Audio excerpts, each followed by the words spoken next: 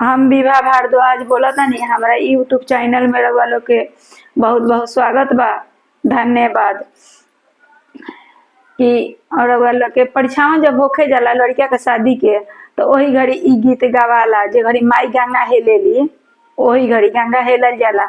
आ बेटा के दूध पियावल जाला, माई पियावली के घड़ी माई के अथी पर से उतर जाला लड़का आ करम पर से जेकरा के बाह धरल उनकार हो जाला।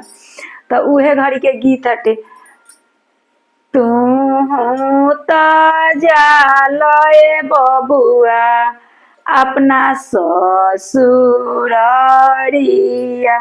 दूधवा के लिखिया हमें दस। तू त जालए बबुआ अपना ससुररिया, दूधवा के लिखिया हमें दस। दूधवा के लिखिया अम्मा हमरा से ना दियाई है, धनी होई है चेड़िया तो हार।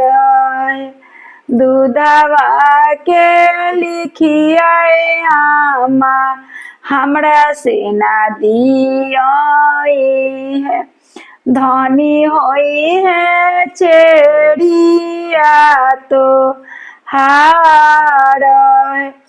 तो ठीक है, अब उहे पतो हावत लोग तो एक लोटा पानी उहे लोग नु देता लोग। ये गीत बा, तनी हमरो के ख्याल रखी लोगन मन में कि हमरा के तनी सब्सक्राइब करम।